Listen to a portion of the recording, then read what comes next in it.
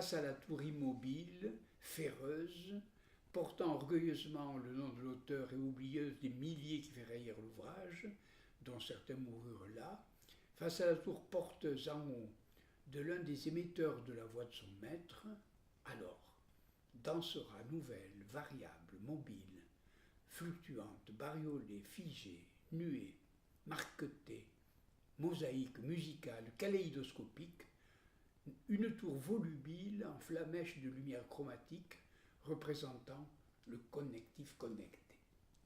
Le collectif connecté. Voilà, exactement.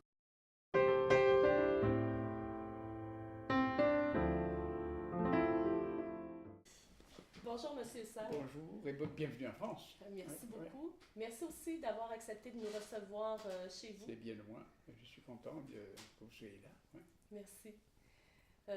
Nous sommes venus aujourd'hui vous présenter le projet de classe Petite Poussette, qui est un projet où environ 200 élèves ont travaillé pour exprimer leur réaction quant au contenu de votre essai Petite Poussette. Oui. Et j'aimerais savoir connaître votre réaction par rapport au travail de ces élèves-là. Oui. Alors, elle est double. D'abord, une grande joie, parce que tout de même, qu'un livre qui a été destiné à quelqu'un soit reçu par quelqu'un et qu'il réagisse, est une joie pour un auteur, ça c'est évident.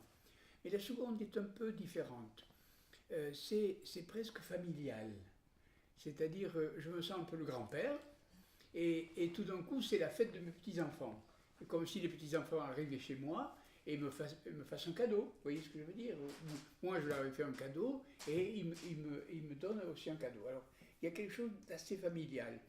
Mais il y a plus qu'une famille, c'est la famille francophone. Alors ça, vous voyez, j'ai beaucoup vécu au Québec pendant presque 15 ou 20 ans. Et que le Québec revienne, avec la Belgique qui revient, etc., la francophonie, ça me touche beaucoup aussi. Parce que vraiment, cette espèce de communauté de frères ou de cousins est vraiment très émouvante. Par conséquent, c'est à la fois le grand-père et le cousin de la province. Voilà, exactement. D'accord. Vous savez, les élèves ont travaillé à partir de questions qui ont été soulevées dans votre essai.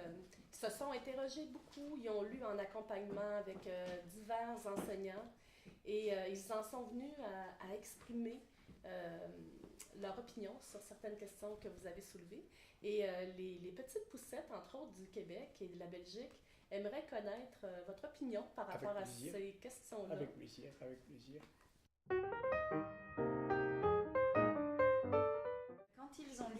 Quand ils ont lu votre essai, ils ont déterminé 4 questions sur lesquelles ils ont débattu les élèves de la Belgique et du Québec. Alors la première question, c'était avec Internet, plus besoin d'aller à l'école. Alors ça, c'est une vraie question, mais une fausse question. C'est les deux à la fois. Mais c'est très intéressant et c'est très amusant. Parce que, en effet, à mesure qu'on monte en âge, primaire, secondaire, supérieur, en effet, on a de plus en plus de liberté d'accès à Wikipédia, par exemple. Hein. Bon. Et par conséquent, on a la tentation, surtout quand on est plus âgé, disons 3 ans ou 4 ans après la maturité, de dire j'ai plus besoin d'enseignants puisque j'ai accès à l'information. Eh bien, ce n'est pas vrai. Ce n'est pas vrai pour une raison très très simple. C'est que, voyons, vous allez me parler allemand. J'ai l'information puisque vous parlez allemand, mais je ne comprends pas. Il faut donc que j'ai un professeur d'allemand qui m'explique que veut dire les mots, la syntaxe, etc. Je veux faire de la physique. Je peux avoir de l'information sur les équations de la physique, je n'y comprends rien. Par conséquent, il y a une grande différence entre l'information et le savoir et la connaissance. Ouais. Par conséquent, c'est plus la peine d'aller à l'école puisqu'on a de l'information, mais il faut aller à l'école puisque l'information doit se transformer en savoir. Et le savoir, c'est une affaire, tout simplement, de corps.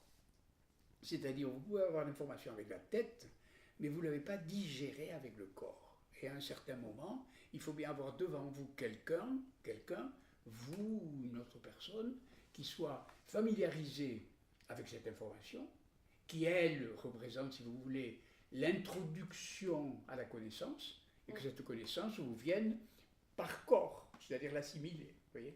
Par conséquent, non, c'est pas la peine d'aller à l'école. Oui, il faut aller à l'école. Vous voyez ce que je veux dire? Mais non pour l'information, parce qu'elle est disponible pour tout le monde. Et à mesure qu'on grandit, en effet, on a accès à l'information. Mais la connaissance, c'est pas ça. Vous voyez, c'est pas du tout ça. Même les choses les plus élémentaires, même l'arithmétique. Et l'arithmétique, c'est difficile. Et bon, on peut toujours apprendre par cœur les tables de multiplication. Ça ne vous dit rien sur ce que c'est qu'un nombre. C'est très difficile que c'est qu'un nombre. Et il y a l'instituteur ou le maître d'école qui va physiquement vous apprendre ce que c'est qu'un nombre, ce que c'est qu'un chiffre, etc. Vous voyez. Par conséquent, là, la différence entre information et connaissance permet de répondre vraiment clairement à la question. Non, il ne faut pas aller à l'école. Oui, il faut aller à l'école. Voilà. Donc, je fais un lien tout de suite avec une des questions qu'on avait imaginées par rapport au rôle de l'enseignant, puisque vous l'abordez ici. Il y a beaucoup d'enseignants qui pensent que justement l'apport des technologies en classe va leur faire perdre leur place, ou la place qu'on leur a connue depuis des années. Alors, qu'est-ce que vous diriez à ces enseignants justement? Alors, oui, j'aime bien le mot perdre. J'aime bien le mot perdre. Par exemple, quand on était à quatre pattes, il y a très longtemps, on était appuyé les deux mains sur le sol. Et alors, quand on s'est mis debout, on a perdu, enfin, les bras ont perdu leur fonction d'appui. Ah oui, mais ils ont inventé la main. C'était quand même plus extraordinaire que l'appui. Au lieu d'être un sabot, c'est devenu la main. C'était une invention formidable. Donc, quelquefois, quand on perd, on gagne beaucoup plus qu'on ne le croit. Alors, évidemment, je vais recommencer un peu sur tout à l'heure. C'est-à-dire, quand vous rentriez moi, je suis enseignant, quand je rentrais dans mon amphi, je savais bien que mes étudiants ne savaient rien de ce que j'allais dire. Aujourd'hui, je peux imaginer qu'ils ont regardé sur Wikipédia ce que j'allais dire, le sujet de mon cours. Donc, je ne rentre pas devant les mêmes étudiants. Est-ce que j'ai perdu? J'ai gagné un temps fou. Parce qu'ils sont au courant. Disons qu'ils ont pris de l'information, plus ou moins, sur Wikipédia ou autre moteur de recherche. Très bien. Donc, je suis déjà à égalité avec eux, plus ou moins, sur ce qui concerne l'information. Ouais. Et oui, mais tout commence là. Donc, le métier est gagnant, si vous voulez, dans la mesure où je gagne du temps. Ce n'est pas la peine de passer par les préliminaires, mais tout d'un coup, je peux approfondir de façon vraie le passage à la connaissance. C'est extraordinaire. Et par conséquent, le métier n'a pas perdu, il s'est un peu et légèrement transformé. C'est-à-dire qu'il a gagné, disons, un point ou deux d'avance sur la dernière fois. Tenez par exemple, je vais vous dire, avant qu'on invente les nouvelles technologies, on avait inventé l'écriture. Il y a très longtemps, il y a des milliers d'années. Et imaginez le maître d'école à l'époque où il n'y avait pas l'écriture. Eh bien, il était obligé de raconter par cœur une chanson ou une histoire, et il fallait que les étudiants l'apprennent par cœur. Et une fois qu'ils l'avaient appris par cœur ensemble, on pouvait en parler. Et oui, mais une fois qu'il y a eu l'écriture, il suffisait d'apprendre à lire, et ils avaient déjà en place l'information sur la chanson. Vous voyez ce que je veux dire? Donc, l'instituteur ou le maître d'école ou le professeur du secondaire gagnait du temps avec l'écriture. Il y avait un stock, vous voyez? Et là, c'est un peu la même chose. Donc, le métier d'enseignant a évolué lentement pendant les siècles et toujours dans la même direction. Vous voyez? C'est-à-dire, il avait des outils un peu plus pratiques, d'abord l'écriture, ensuite les livres imprimés, l'imprimerie, et maintenant les écrans, tout ce qu'on veut du point de vue du numérique. Il a des outils, mais ces outils lui font gagner du temps, transforment le métier et le rendent plus intéressant. Pourquoi? Parce qu'il y a une sorte d'égalité, c'est pas d'égalité, une sorte d'accord profond avec les étudiants. Ils savent déjà quelque chose. Alors, il y a une sorte de complicité. Oui, de complicité. Merci, voilà, cherchez le mot. Les étudiants sont mes complices, ils savent déjà quelque chose. Ouais. Et donc, cette complicité, du point de vue émotif, ou du point de vue, si vous voulez, des sentiments, fait un accord entre l'enseignant et l'enseigné qui n'existait pas avant. C'était pas mes complices avant. C'était un peu des gens extérieurs. Donc, amélioration, transformation, mais pas du tout perte, il n'y a pas de doute. Oui. Oui, on s'est levé, on a gagné la main. Voilà, c'est extraordinaire.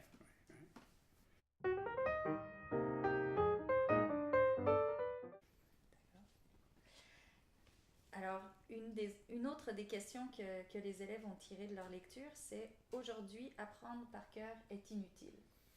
Ça, je ne sais pas répondre à cette question. Je ne sais pas répondre à cette question parce que je vais vous dire, je vais vous raconter ma vie. C'est très simple. J'ai été surtout mathématicien quand j'étais jeune, les mathématiques. Bon. Et à mesure que vous montez dans l'apprentissage des mathématiques, c'est difficile à comprendre. C'est très très difficile. Et c'est même à mesure qu'on avance, de plus en plus difficile. Et donc je vais au cours, je ne comprends rien. Et je prends des notes, et j'apprends. J'apprends bêtement. Et 4 ou 5 jours après, en me réveillant le matin ou en prenant mon petit déjeuner, ça voulait donc dire ça. Ça voulait donc dire ça. Ça voulait donc dire ça. Vous voyez ce que je veux dire? C'est-à-dire que vous apprenez, supposons que vous apprenez par cœur. Hein. Le loup et l'agneau. Hein. Un agneau se désaltérait. Bon. Vous l'avez appris par cœur à l'école primaire. Un bon maître d'école vous l'a mis dans la tête. Très bien.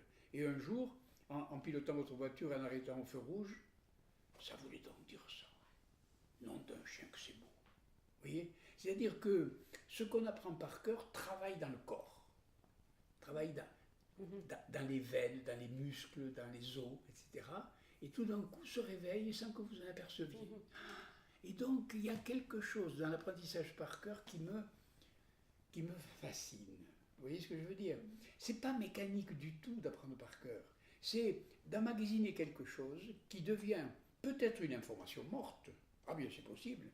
Mais à mesure que le corps se développe, cette information qui est dans votre, je ne sais pas où elle est, dans l'estomac, dans les muscles, dans les genoux, dans la tête, je ne sais pas, où elle est, se met à se réveiller un jour. Et tout d'un coup, vous découvrez quelque chose. Donc, c'est vrai que le loup et l'agneau, j'ai qu'à taper, je l'aurai devant moi. Et c'est autre chose de l'avoir devant moi, comme cet objet. C'est autre chose d'avoir un objet ou d'avoir un organe. La différence qu'il y a entre un objet et un organe. C'est-à-dire, si j'ai accès sur là, c'est un objet. Mais si je le sais, moi, par cœur, c'est un organe. Et cet organe est vivant. Voilà. J'ai envie de défendre un peu ce type d'apprentissage. Et il m'a, pour moi, toujours beaucoup servi. Parce que c'est vrai qu'il y a des théorèmes, puisque je parle mathématicien, que j'avais rien compris. J'avais 18 ans, 20 ans, rien compris. Mais à mesure que j'avançais comme ça, je disais, oh là là, il voulait donc dire ça, ce machin. Et on finit par, il y a une sorte de vie propre du savoir quand il est comme ça, intégré à votre corps. Voilà. Et qu'on comprend au fur et à mesure des expériences. Là. Voilà. Et les élèves ont d'ailleurs beaucoup travaillé sur cette phrase que vous défendez dans votre essai d'ailleurs, où vous dites vaut mieux une tête bien faite qu'une tête bien pleine. Et c'est un peu un complément à la question que Nathalie. C'est-à-dire que cette phrase avait été dite par Montaigne, comme vous le savez, au début de l'invention de l'imprimerie. Alors ça, c'est intéressant, parce qu'avant l'imprimerie, il fallait bien que celui qui était, je ne sais pas, par exemple, historien, sache par cœur les historiens d'avant. Par conséquent, il avait une tête pleine de par cœur. Et effectivement, dès le moment où on invente l'imprimerie, les livres sont sur l'étagère. C'est plus la peine de savoir par cœur, oui, c'est bien sûr. Alors, oui, de ce côté-là, non, c'est pas la peine de savoir par cœur. Mais d'autre part, oui, c'est la peine de savoir par cœur. Vous voyez, de nouveau, il y a ce balancement.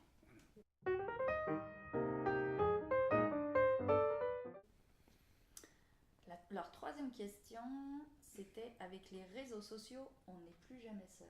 Voilà. Alors ça, c'est peut-être la question la plus intéressante.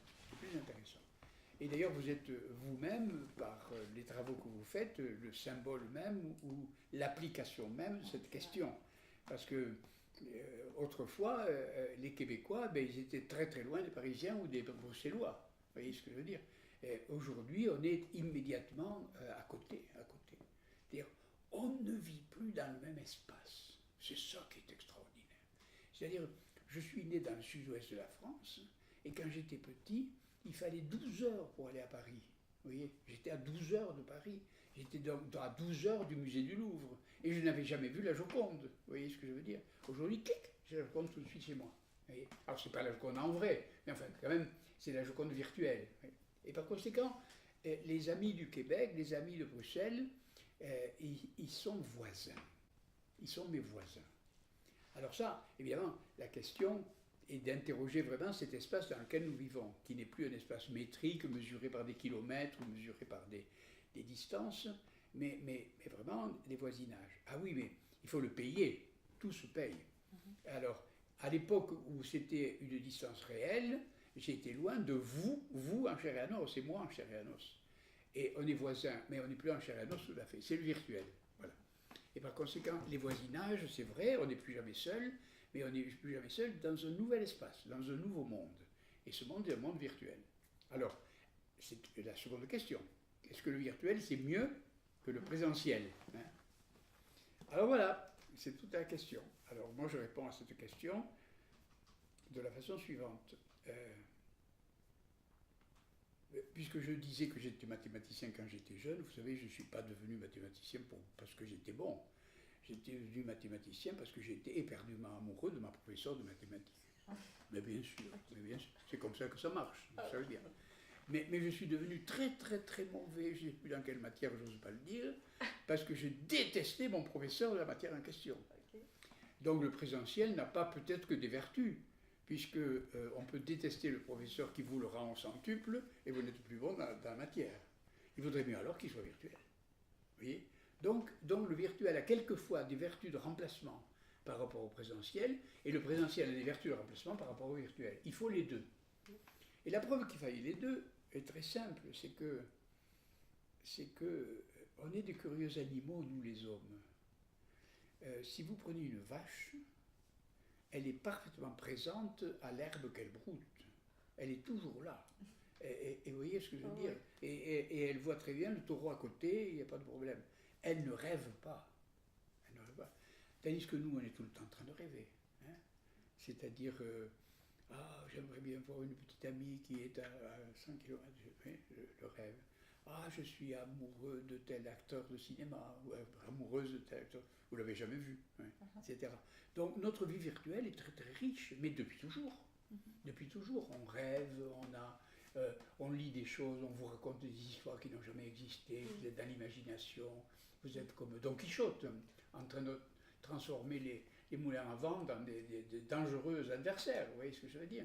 Donc nous sommes des animaux virtuels. Et par conséquent, à la différence des animaux, nous sommes virtuels, eh bien, le virtuel et le présentiel sont ensemble, comme nous vivons à la fois dans le présentiel et le virtuel. J'aime beaucoup mes enfants, mais voilà, il y en a un qui habite Singapour. Ben ouais, je l'aime beaucoup, mais vous voyez, il n'y a pas de... Donc, il ne faut pas croire que le virtuel est meilleur que le présentiel ou réciproquement. Et il faut dire que nous sommes des bêtes particulières qui associent dans leur vie et leur activité les deux composantes en question. Alors, on est à la fois virtuel et présentiel, et par conséquent, dans l'enseignement, il faut les deux, tout simplement.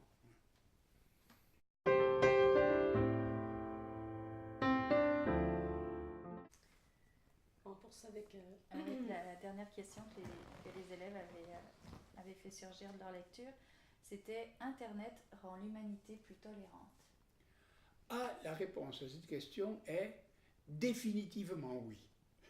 Définitivement oui. Et c'est assez facile à comprendre. On parlait tout à l'heure de la distance. Vous savez, j'étais loin dans le présentiel. Bon. Et on nous avait appris, quand on était petit, qu'il fallait détester les ennemis. Hein? D'ailleurs, il fallait détester tout simplement parce qu'au lieu de dire oiseau, il disait un autre mot. Vous voyez, bon. Et par conséquent, il y avait beaucoup de haine qui était comme ça fabriquée. Vous voyez.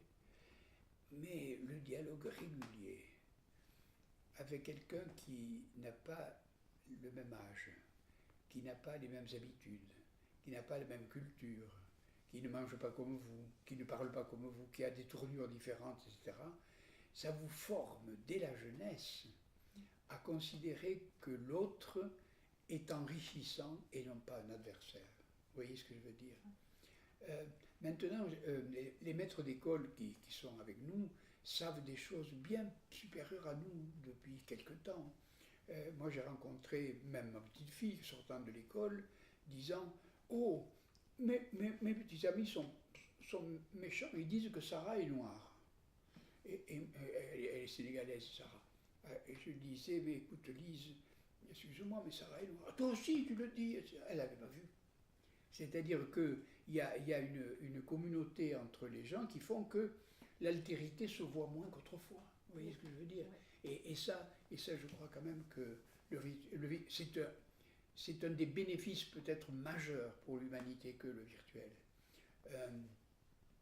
Lorsque vous avez correspondu avec des Allemands, par exemple, pendant toute votre jeunesse, vous avez été correspondant allemand, vous n'êtes pas dans la peau des gens qui, pour mes grands-parents, faisaient la guerre à l'Allemagne. Non. Vous ne diriez plus jamais à aucun de vos enfants qu'il fallait se battre contre les Allemands. Et les Allemands sont nos amis, et puis ça y est, vous voyez, et c'est vrai de tant de choses. Mais bon. Et puis les moqueries. Hein?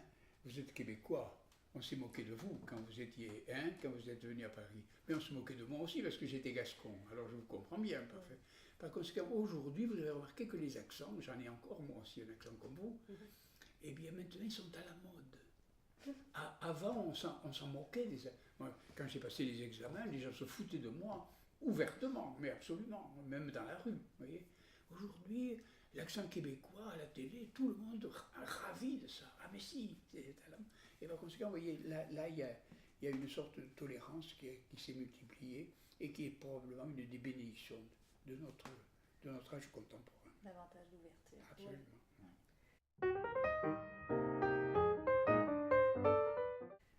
À votre avis, dans le monde virtuel qui nous habite présentement, on vit vraiment dans un monde virtuel, l'école est un petit peu en porte-à-faux. On a certaines craintes de faire entrer aussi le numérique dans les écoles. Si il y avait une compétence que vous pensez qu'on devrait développer chez les élèves devant l'arrivée massive du numérique à l'école, quelle serait-elle? Je crois que puisque j'ai parlé de mon âge de grand-père, moi je travaille avec le numérique depuis, disons, 30 ans. Mais le numérique est resté pour moi un outil. C'est-à-dire, je m'en sers, je suis assez familier avec ces outils-là, bien sûr, mais je m'en sers comme un outil, c'est-à-dire je suis extérieur à cet outil. Il y a moi et il y a l'outil. Mais Petite Poussette, elle ne vit pas comme ça du tout. Elle vit dans un monde impliqué par l'outil. Elle est dans l'outil, moi je suis dehors l'outil. Oui. Par conséquent, je ne vais pas parler d'une compétence particulière, mais l'essentiel est d'être dans ce monde-là. Et par conséquent, quand j'ai un gros ennui sur mon ordinateur, je téléphone à mon petit-fils, ou ma petite-fille, qui est Petite Poussette elle-même, et qui m'arrange cette affaire. Vous voyez que j'étais extérieur et qu'eux sont intérieurs. Vous voyez. Ouais. Donc, cette compétence-là, ce n'est pas une compétence, c'est la familiarité avec le monde impliqué par les outils. Vous voyez. Et cette familiarité, je crois que ma génération, aussi adaptée soit-elle, n'est pas dedans. Vous voyez ce que je veux dire? Ouais. Tandis que la génération, à partir d'un certain moment, ça a basculé et le monde en question s'est formé. Je vais aller un petit peu plus loin dans ma question, c'est-à-dire, on sait maintenant que la connaissance est à la portée de tous, oui. Que de plus en plus les machines remplacent les métiers, les machines sont de plus en plus puissantes, les algorithmes, etc. Vrai. Donc, on remplace beaucoup de travailleurs maintenant par les technologies. Exact. Alors, pour Petite Poussette, qu'est-ce qui l'attend? Il y a peut-être une inquiétude en effet, parce que pour le moment, les nouvelles technologies supprime plus d'emplois qu'elle n'en crée. C'est à peu près le chiffre qu'on a là-dessus. En effet, et il y a beaucoup de métiers qui sont des métiers, disons, de service ou d'intermédiaire. Dès le moment où vous mettez de nouvelles technologies, le métier disparaît. Là, il n'y a pas de doute là-dessus. Par conséquent, c'est vrai qu'il y a plutôt quantitativement des suppressions d'emplois. Mais on n'a pas encore exploré tous les métiers qu'on peut inventer dans ce monde-là. Alors ça peut donner l'espoir, au contraire, du redressement de ce type de décroissance. Oui. Et je le crois. Je le crois parce qu'il s'en crée tous les jours des métiers dans cette question-là, tout le temps. Tout le temps. Alors, quelles compétences on doit développer pour des métiers dont on ne connaît pas encore ce qu'ils seront? Ah, ça c'est une vraie question. Et alors, je vais là me référer à mon expérience d'académicien. D'accord. Bon. Vous savez qu'à l'Académie française, notre spécialité, c'est la langue. Et comme notre spécialité, c'est la langue, nous fabriquons le dictionnaire. Le dictionnaire qui fait, disons, référence pour la langue française, qui nous unit. Bien. Eh bien, ce dictionnaire, on le fait tous les 15 ans, 20 ans, le temps que la langue se stabilise. Donc on a à notre disposition le dictionnaire qui a été fait il y a 350 ans, il y a 300 ans, vous voyez, il y en a une série. Et entre deux différents, la différence du nombre de mots est de 3 à 5 000 mots, chacun. Et c'est à peu près constant pendant toute l'histoire. Et aujourd'hui, entre l'ancien dictionnaire et le nouveau, la différence est de 37 000 mots. C'est colossal. 37 000 mots nouveaux? Non, entre ceux qui s'en vont et ceux qui arrivent. Non, okay. Les deux. Les deux. Le départ et l'arrivée. 37 000 différences. Alors j'ai regardé pourquoi. Et d'abord, il y a deux questions. Est-ce que c'est vrai pour le portugais? Est-ce que c'est vrai pour l'allemand, l'anglais? Oui, la réponse est oui. C'est vrai, toutes les langues en sont là. Bon. Et la réponse est pourquoi. Et là, je réponds à votre question. La réponse est les métiers. Regardez les métiers tels que votre grand-père les connaissait. Ils ont presque tous disparu. Et c'est de nouveaux métiers qui les remplacent. Et dès lors qu'il y a des nouveaux métiers, il y a de nouvelles compétences, il y a de nouveaux mots, il y a de nouvelles manières de s'attaquer, etc. Vous voyez ce que je veux dire? Et par conséquent, nous sommes en fait dans un monde où ce qui se transforme le plus, c'est les métiers. Ce n'est pas le travail avec les questions concernant le chômage, mais c'est les nouveaux métiers qui arrivent et les métiers anciens qui disparaissent. Je ne sais pas, mon père était marinier, il draguait le sable sur la Garonne. Eh bien, quand mon père et mon frère sont morts, j'ai enterré avec eux, 50 mots que je ne peux plus dire. C'est des mots de l'ancien métier, vous voyez ce que je veux dire? Ouais. Ces mots ont disparu, c'était parce que la technique a disparu, etc. Regardez les mots de la paysannerie. Lorsqu'on faisait le sillon avec des bœufs, vous vous rendez compte le nombre de mots qu'il y avait pour tenir le joug des bœufs, etc. Ça a disparu. Et donc vous avez des mots qui disparaissent et puis des mots qui arrivent de nouveau, voyez, et c'est des métiers. Alors, effectivement, c'est là où on a la photographie sur la langue exacte de la question que vous posez sur les métiers. Il y a des nouveaux métiers qui arrivent. Voilà. Et c'est peut-être une des plus grandes révolutions qui ont eu lieu ces 30 dernières années, les métiers. On avait une question aussi par rapport peut-être à la liberté. Certains ont vu dans votre essai que Petite Poussette, grâce aux technologies, grâce au fait que les connaissances étaient maintenant partout à sa portée, qu'elle était enfin libre. Donc c'est un grand concept. Oui. C'est vrai qu'avoir à sa disposition des références, avoir à sa disposition des informations sur telle et telle chose, vous donne une liberté de penser assez... on en a parlé tout à l'heure à propos de la tolérance, vous vous rappelez? À propos de la tolérance ou de l'ouverture à l'autre, vous le disiez vous-même, on est plus ouvert à l'autre tout simplement parce que c'est pas extraordinaire de dire tel mot au lieu de dire oiseau, vous voyez ce que je veux dire? Bon. Donc là, il y a ouverture. Et c'est un peu la même chose pour le savoir. On visite plus de sites sur Google Earth, on visite plus de savoir sur Wikipédia, etc. Ça donne un peu de souplesse. Vous voyez? Ouais. Alors, le mot liberté est un gros mot. Hein, c'est un gros mot. Est-ce que, parce qu'il y a des gens qui disent que avec les jeux vidéo, par exemple, il y a au contraire des drogues qui se mettent en place, vous voyez, et là, la personne est plutôt figée et moins libre, vous voyez ce que je veux dire. Elle demeure encore passager plutôt que, voilà, que conducteur. Oui, que conducteur, voilà, c'est ça. Merci. Peut-être sur ce lien entre les générations. Vous parlez dans oui. votre livre de la lèvre aval, de cette faille, de cette brèche. Comment voyez-vous ça pour l'avenir de nos petites poussettes? Parce que ces liens... Oui, je crois que on a beaucoup parlé, on parle encore beaucoup, il y a beaucoup de livres qui paraissent là-dessus, sur le choc des générations, comme s'il y avait une difficulté générationnelle. J'en suis pas tellement sûr. J'en suis pas tellement sûr. Pourquoi? Parce que dans le numérique, c'est pas tout à fait un partage de générations qui ont lieu.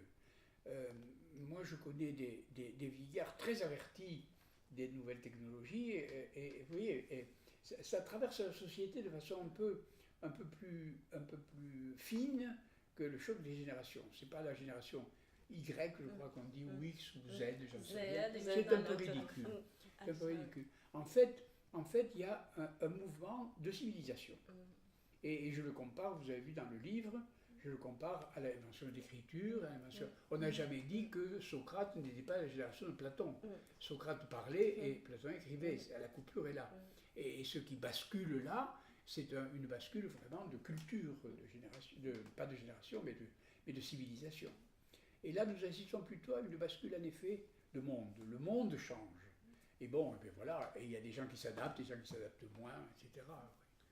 C'est vrai que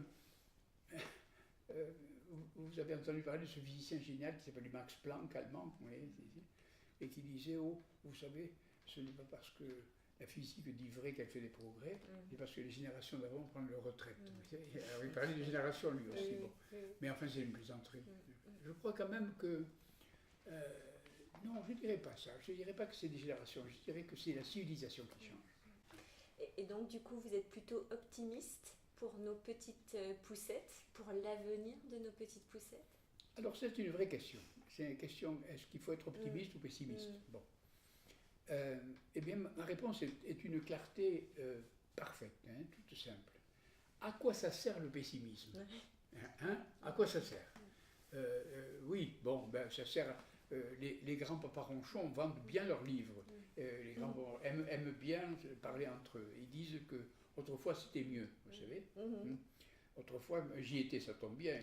On était gouverné par Franco, Mussolini, Staline, Lénine, Hitler, bon, c'est tout. Rien que des braves gens. C'était très bien autrefois. Non, le pessimisme, ça sert à rien. Alors, l'optimisme, à quoi ça sert? À deux choses. Premièrement, à s'adapter. Et deuxièmement, à servir la génération d'après. Alors, je reprends le terme génération. C'est-à-dire que si je peux rendre service à mes petits-enfants, à mes étudiants, ou à la génération qui suit, c'est en essayant de préparer avec eux le monde qui est en train de venir. Et bon, j'appelle ça, moi, de l'optimisme de combat, ou de travail.